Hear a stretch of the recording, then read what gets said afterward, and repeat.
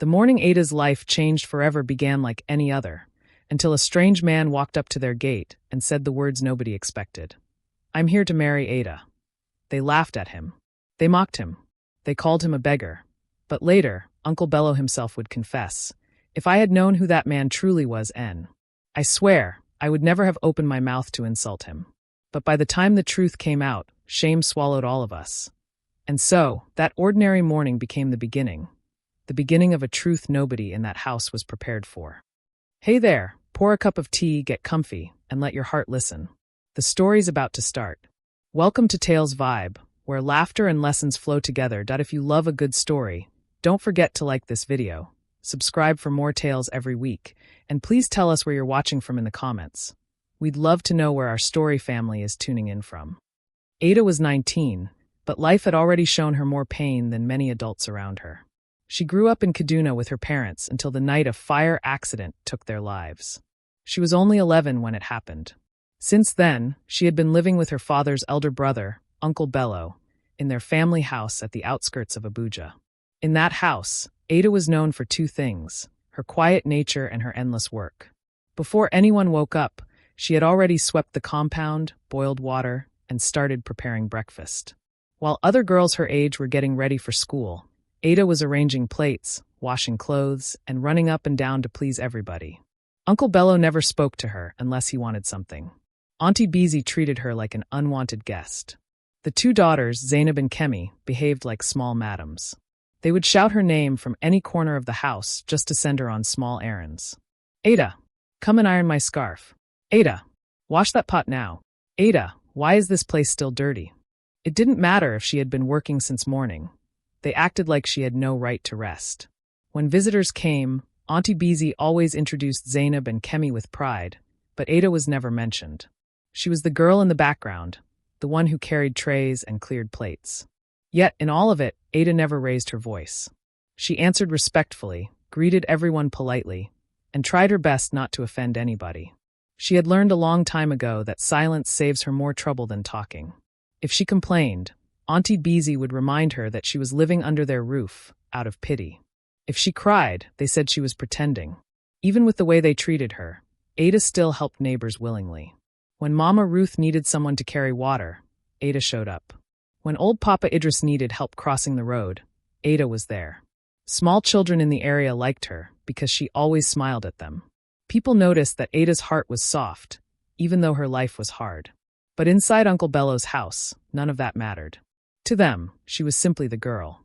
Not family, not daughter, not sister.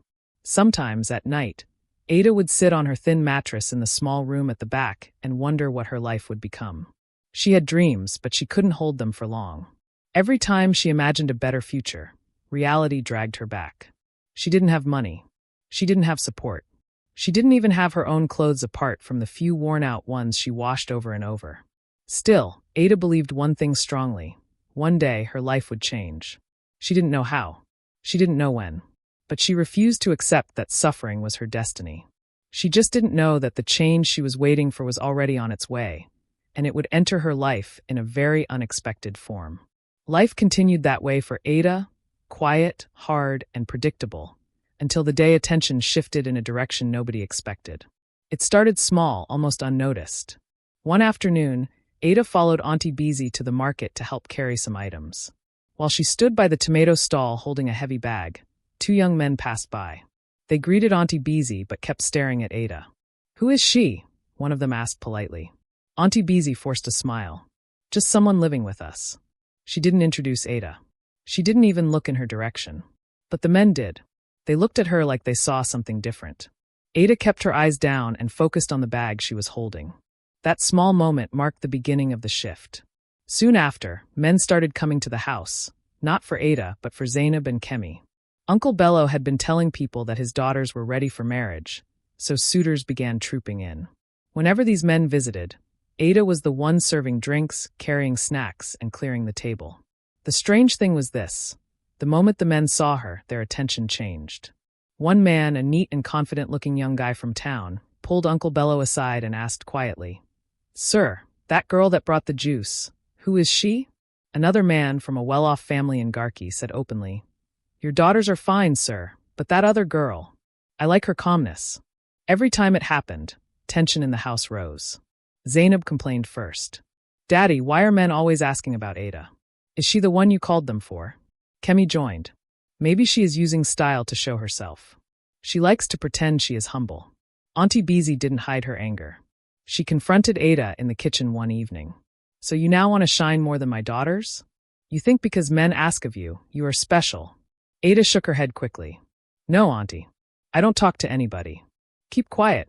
Auntie Beezy snapped. Your beauty will not help you in this house. Don't let me hear that nonsense again. From that day, Auntie Beezy watched her like a hawk. Anytime a man asked for water or a snack, Zainab or Kemi were sent instead. Ada was pushed to the background more than ever. But even with their efforts, the suitors kept noticing her. They liked the way she moved quietly without noise. They liked her respectful greeting. They liked the softness in her face and her calm strength. Uncle Bello grew tired of the whole thing. He was embarrassed that people preferred Ada over his daughters. One evening, he slammed his hand on the table and said to Auntie Beezy, "This girl is blocking their chances. If this continues, Zainab and Kemi will remain here." Auntie Beezy hissed. I have been saying it since. Ada is the problem. Ada overheard them from the kitchen. Her heart tightened. She didn't want trouble. She didn't want attention. She just wanted peace. But instead of peace, their resentment grew deeper. And the more they tried to hide her, the more fate pushed her forward, toward a future they could not control. Little did they know, the next visitor who would walk into their compound would change Ada's story forever. The tension in the house did not reduce. In fact, after the last suitor admired Ada openly, the entire compound seemed to shift. Everyone moved around with bitterness, especially Zainab and Kemi. Auntie Beezy stopped allowing Ada to serve drinks in front of visitors. Ada barely spoke a word unless she was answering instructions. But even with all the control in the world, they could not stop what came next. It happened on a Saturday morning. Ada had just finished washing a pile of plates behind the house when she heard unfamiliar footsteps at the gate. She thought it was another suitor coming for Zainab or Kemi, so she continued rinsing the last plate.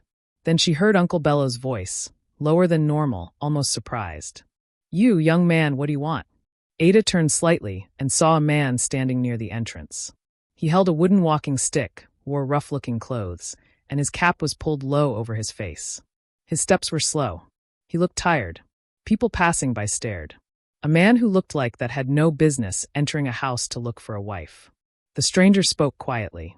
Good morning, sir. I came to see you. I want to marry someone in this house. Uncle Bello frowned. Marry who? The man pointed gently. The girl called Ada.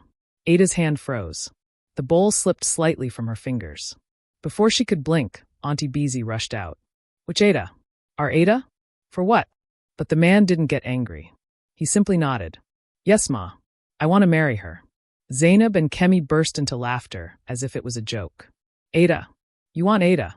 Zainab said, holding her stomach. After the strange announcement, Ada could not focus on anything for the rest of the day. Her hands moved, but her mind stayed stuck on one question. Who is Cunnel, and why would he want to marry her? The house was full of whispers. Zainab and Kemi walked around with loud voices, pretending to pity her, but clearly mocking her. Imagine getting married to someone that looks like he sleeps under the bridge, Zainab said loudly. Kemi added, at least they will match. A beggar and a house girl. Ada heard everything, but she kept her eyes on her chores. Arguing with them never changed anything. It only gave them more reason to insult her. 2 days passed like that. Ada remained quiet. Uncle Bello behaved as if he had made the best decision in the world. Auntie Beezy acted like she was finally free from a burden. Then, on the third day, Ada saw Cunnel again. She had gone to buy soap at the small junction near the house. As she walked back carrying the nylon bag, she saw him sitting on a low cement block beside the corner shop. His walking stick rested against his leg, and a few groundnuts were in his hand.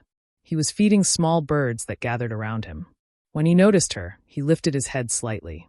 Ada, he said calmly. Good afternoon. Ada stopped. She wasn't sure what to say, but she greeted him politely. Good afternoon, sir. You can sit if you want, Cunnel said, shifting a little. Ada hesitated. Talking to him felt strange, but something about his tone made her feel safe. She sat carefully on the edge of the block. Cunnel looked at her with gentle eyes. I know everything is happening fast. Ada nodded. I didn't expect any of this. I didn't want to confuse you, Cunnel continued. But I wanted to speak to you today without your uncle and his family around. Ada looked straight ahead. Why did you choose me? You don't know me. Cunnel smiled slightly. I know more than you think. Before I spoke to your uncle, I had been coming around this area. I saw how you greet people, how you help neighbors. I saw how you treat people who don't have anything. Ada frowned a little. I didn't do anything special. You did, Cunnel replied. You treated me like a human being when others looked at me with disgust. You didn't know I was planning anything. You were just kind. Ada didn't know what to say. She wasn't used to anyone speaking to her gently. Cunnel continued softly. Ada, I won't force you into anything. If after the wedding you feel you cannot stay with me, I will let you go. I'm not here to punish you. His words surprised her. For the first time since this whole thing started, Ada felt her chest loosen a little. But why hide who you are? She asked quietly. Cunnel paused for a moment. Everyone sees the outside first. I wanted to know who sees the person inside. Ada looked at him properly this time. His clothes looked rough, but his eyes didn't match the rest of him. There was something calm, and something carefully hidden. I don't understand everything yet, she said. You will, Cunnel replied. Ada stood up slowly. I should go. If they don't see me, they will shout. Cunnel nodded. I know. I'll see you again. As Ada walked back to the house, she didn't feel as afraid as before. Confused, yes. Unsure, yes. But something had shifted. For the first time, she wondered if this strange man might not be what he appears to be. And deep inside her, a small seed of curiosity began to grow. After Ada's quiet meeting with Cunnel at the junction, something in her mind refused to rest. His words replayed themselves again and again. He spoke like someone who had nothing to prove, yet his voice carried a kind of confidence that did not match his rough clothes or slow steps. She tried to push the thoughts away and focus on her chores, but each day brought something new, something that made her wonder who Cunnel really was. The first sign came the next morning. Ada went outside to sweep the compound when she noticed Cunnel standing beside the neighbor's fence. A small boy was crying because his toy car had broken. Cunnel bent down slowly, took the toy, and examined it. Instead of shrugging and handing it back, he opened the tiny screws gently. Within minutes, he fixed the car and returned it to the boy, who ran off happily. Cunnel dusted his hands and walked away without waving for attention. Ada watched from a distance. His hands didn't shake. His steps were firm for a moment, until he noticed people looking. Then the limp returned. Later that day, she carried water to Mama Ruth, who sold akra near the junction. As Ada approached, she heard English being spoken clearly, sharp, fluent, and well-structured. Ma, don't worry. Reduce the fire a little so the oil won't keep burning, Cunnel said. Ada stopped.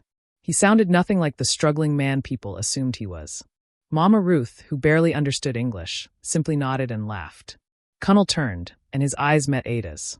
He didn't act surprised. He only gave her a small nod and continued arranging the akra stand for the old woman. That night, Ada sat in her small room, unable to pretend anymore. A beggar that fixes things quickly? A beggar that speaks perfect English? A beggar that notices everything? Who exactly is Cunnel? 2 days later, Ada got another clue. She was walking past the neighbor's gate when she saw Cunnel holding a worn-out kettle. It belonged to Uncle Danjuma, who had thrown it away because the handle had cut off and the lid kept falling. Cunnel held a piece of thin metal wire, bent it neatly, and within minutes, attached the lid and created a strong handle. Uncle Danjuma clapped his hands in surprise. Ah, young man, how do you know all these things? Cunnel just smiled. Small knowledge, sir. Ada stood behind a parked tricycle, watching. His movements were not the movements of someone who didn't grow up around tools. He worked like someone who had learned properly, with skill, not guesswork. And then came the biggest hint of all. That evening, Ada visited the small kiosk behind the house to buy matches. From the corner of her eye, she noticed Cunnel sitting on a bench reading a hardcover book. Not a torn novel, but a thick, clean book with a golden title on the spine. As she looked at him, he closed the book gently, not hiding it, just observing her reaction. You read a lot, Ada said quietly. Cunnel smiled. I try. That book, it looks expensive. Books are valuable, he replied calmly. Ada stepped closer. Cunnel, who are you really? He didn't answer the question. He only said, people are not always what they look like. Ada walked away slowly, her heart beating fast. Something was unfolding. something she didn't understand yet, but soon would. The more Ada noticed Cunnel's strange behaviors, the more confused she became. Each day revealed something new, something that did not align with the image her uncle painted. But before she could make sense of anything, the day of the wedding arrived, silent, rushed, and without joy. There were no decorations, no music, no celebration. It felt more like a task Uncle Bello wanted to finish and forget. Ada wore the same old lace gown Auntie Beezy had thrown on her bed days earlier. The sleeves were torn, and the bottom had faded stains. She tried to stitch the tear with needle and thread, but the gown still looked weak. Auntie Beezy didn't care. Neither did Zainab or Kemi. When Ada stepped into the sitting room, the mood was stiff. Zainab and Kemi sat at one corner, whispering and smiling like they were watching a drama. A small pastor from a nearby church stood beside the dining table, flipping through his Bible quickly, impatient to finish and go. Cunnel was already there. He wore the same rough clothes he always wore, though they looked slightly neater. His walking stick leaned against the wall, and his head was bowed. Ada noticed he was calm, too calm for someone getting married. Uncle Bello cleared his throat loudly. "Pastor, let's start. We don't have time to waste." The pastor nodded and began reading a short scripture about love and patience. There was no warmth in the room, no smile, nothing to show it was a wedding. When the pastor asked Cunnel, "Do you take Ada as your wife?" Cunnel looked up gently and said, "I do." Then the pastor turned to Ada. She swallowed hard. She looked at Cunnel, then at the cold faces around her. There was no comfort anywhere. Only his calm eyes gave a small sense of safety. "I do," she whispered. The pastor snapped his Bible shut. "By the power given to me, I pronounce you husband and wife. You may go." That was it. No clapping. No hug. Nothing. "Good. It is done," Uncle Bello said, waving his hand like he had just completed an errand. "You people can leave." Cunnel picked up his walking stick and nodded at Ada. "Let's go." Ada followed him out quietly. Nobody in the house said goodbye. Auntie Beezy didn't look at her. Zainab and Kemi pretended to be busy with their phones. Outside the gate, Ada expected them to start trekking or taking a kiki. But Cunnel led her to a quiet corner near the street. And that was when she saw it. A black SUV. Clean, polished, and far too expensive for someone who looked like Cunnel. Before she could speak, a man in a neat suit stepped out of the driver's seat and said, "Good afternoon, sir." "Sir?" He rushed to open the back door. Cunnel nodded and gently guided Ada inside. Ada froze, her heart pounding. She looked at Cunnel, really looked at him. This was not a beggar. This was not a helpless man.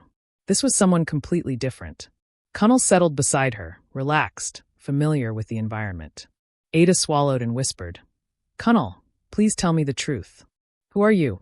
The SUV pulled away from the street, leaving her old life behind, and carrying her into a story she never imagined.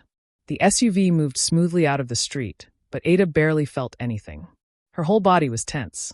Her mind could not join the journey. She kept watching Cunnel from the corner of her eye, how he sat confidently, how he didn't look surprised to be inside such an expensive car, how the driver kept glancing at him through the mirror like he was someone important. Nothing about him matched the man she met at the junction. She forced herself to speak. "Cunnel, everything is different. You are not who you said you were." Cunnel turned to her calmly. "I never said who I was." Ada blinked.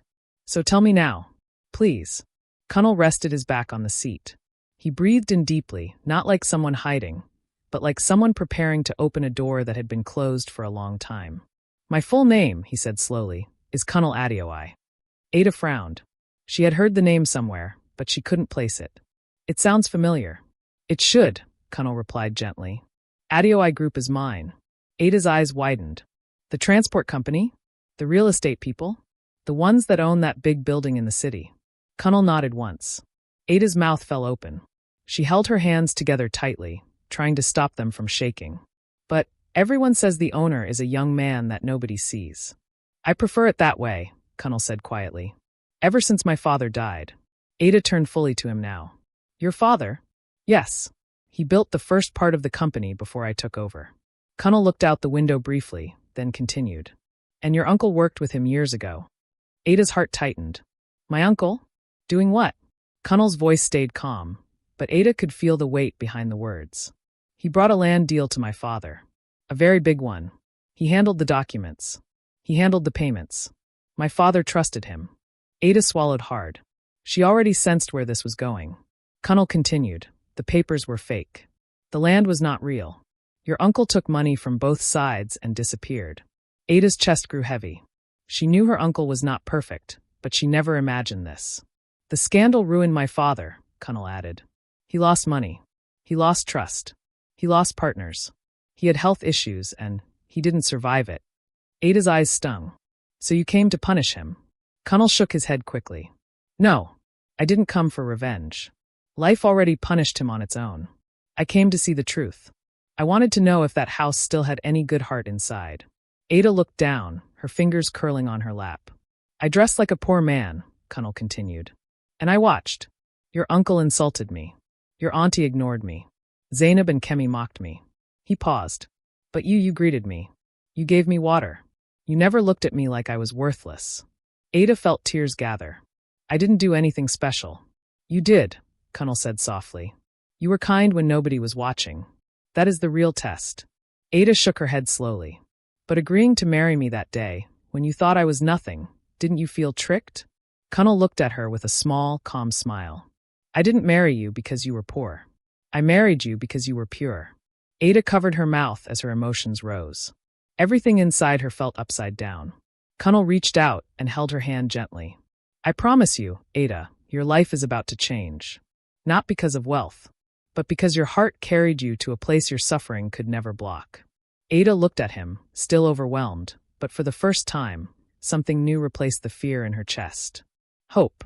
Ada sat quietly as the SUV entered a gated estate in Abuja. She wasn't sure what she expected, but she didn't imagine anything close to what she now saw. The guards greeted Cunnel with quick salutes. The driver parked in front of a large house. People in uniform came out immediately, bowing slightly. Cunnel stepped down and turned to her. Come, he said softly. Ada followed him into the house. She didn't ask questions. Everything happening around her felt too big to process. A woman approached with a warm smile. Welcome, madam, she said politely. Madam? Ada almost turned to check if someone else was behind her. Cunnel guided her through different parts of the house. This is the living area. Over there is the dining room. Upstairs is your room. If you need anything, call any of the staff. Ada walked behind him slowly. Her mind struggled to catch up. Hours ago, she was wearing an old lace gown in her uncle's sitting room. Now, someone was calling her madam. Cunnel stopped in front of a door and opened it gently. I want to show you something. Inside was a simple sewing room. Clean tables. Neatly arranged machines.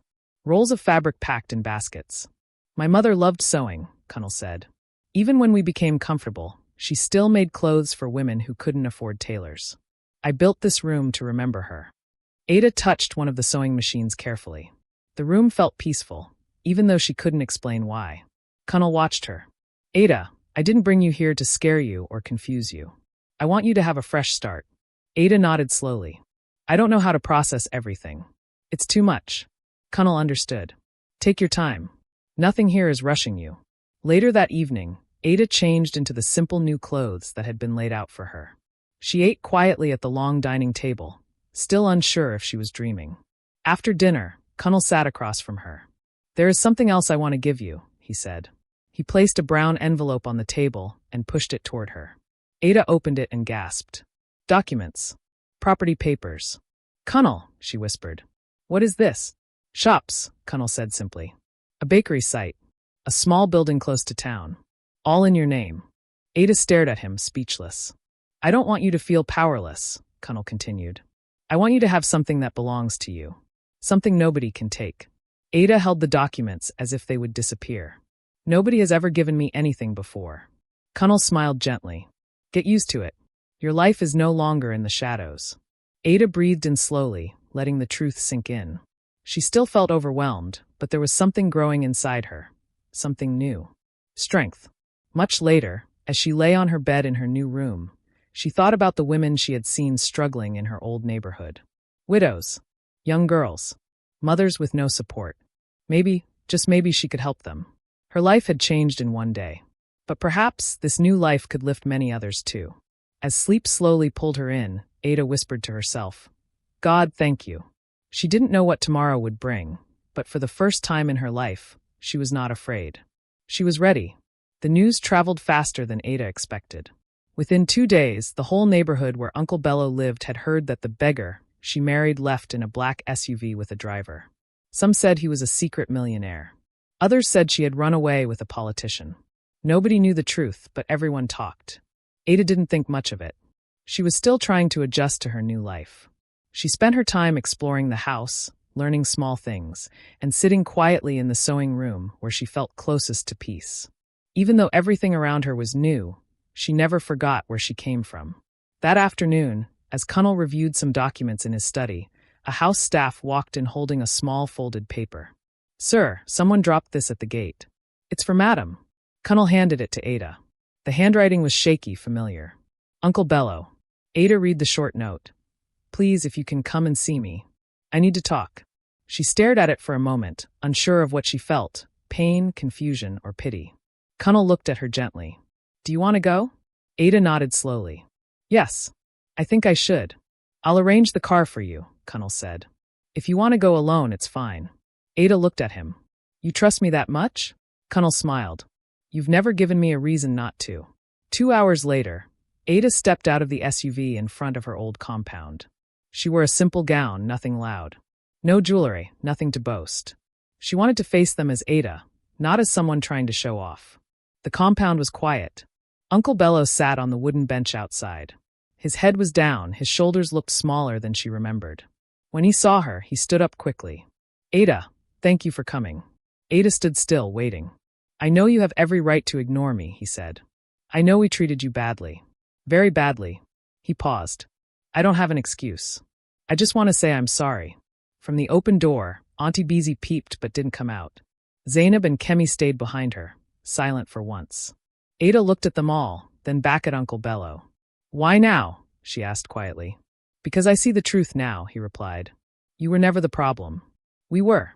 Ada breathed in slowly. "You hurt me. All of you. You made me feel useless. You almost threw me away." Nobody argued. Ada continued. "But I won't carry bitterness. I won't let what happened spoil my future." She reached into her bag and brought out a small envelope. "Use this to fix the leaking roof and the broken bench." Uncle Bello hesitated. "Ada, I don't deserve anything from you." "I know," Ada replied softly. "I'm giving it because I'm free, not because you earned it." She turned to leave, then paused and looked back at them. "Thank you for pushing me out. If you didn't, I would never have found my life." Nobody spoke. Nobody moved. They just watched her walk away, peaceful, steady, whole. When she got back to the mansion, Cunnel was waiting at the door. "How do you feel?" he asked. Ada rested her head lightly on his shoulder. "Light. Very light." Cunnel nodded. "That means you closed the door properly." "Yes," Ada whispered.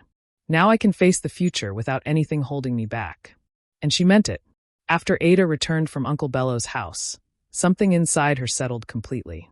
The heaviness she carried for years disappeared. She felt like someone who finally stepped out of a locked room and could breathe freely. Cunnel noticed the change too. She smiled more, walked with confidence, and spoke with calm strength. One morning, as they sat in the living room, Ada said quietly, "Cunnel, I keep thinking about the girls and women in my old neighborhood. Some of them are going through things I went through." Cunnel looked at her. "What do you want to do?" Ada didn't hesitate. "Help them. Teach them a skill. Give them a place to learn and earn." Cunnel nodded. "Then let's start." That same week, they began planning.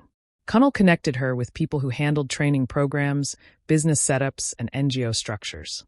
Ada visited different areas in Abuja, speaking with widows, single mothers, and young girls who had dropped out of school.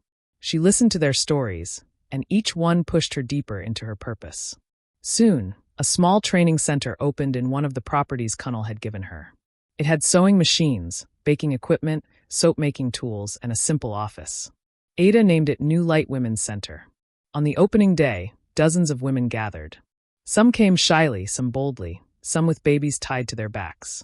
Ada stood in front of them with a gentle smile. "My name is Ada," she said. "I know what it means to feel forgotten. I know what it means to serve everyone while nobody sees you. But I also know that one good break can change a life. This place is for that." The room was silent, not because they doubted her, but because her words carried truth they could feel. Ada moved from table to table, showing women how to thread machines, knead dough, mix soap ingredients, and package small goods. It didn't matter that she wasn't rich by birth.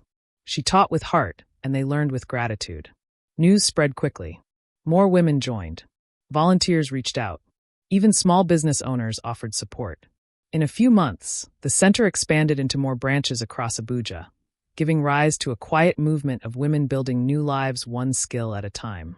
One day, after a successful training session, Ada sat with Cunnel on their balcony. "Ada," he said, "do you realize your story has become hope for many?" Ada smiled softly.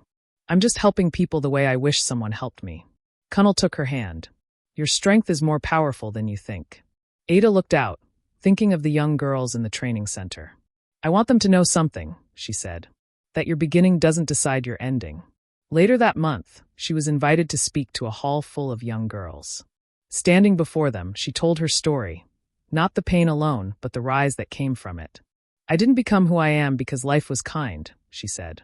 "I became who I am because I refused to lose my heart." The hall clapped. Some cried. Some smiled with new courage. Ada left the stage with peace in her chest. Her life had become a testimony. Kindness can lift you. Purpose can heal you. Forgiveness can free you. And those who once laughed at her story now learned from it. Ada, the girl they tried to break, became the woman who helped others rise. And that's the end of today's tale. We hope it brought a smile, a thought, or a little magic to your day. If you enjoyed this story, please like the video, subscribe to Tales Vibe for more weekly tales, and let us know in the comments where you're watching from. We love hearing from our story family around the world. Until next time, keep your heart open, your imagination alive, and remember, laughter and lessons always go hand in hand. See you in the next story.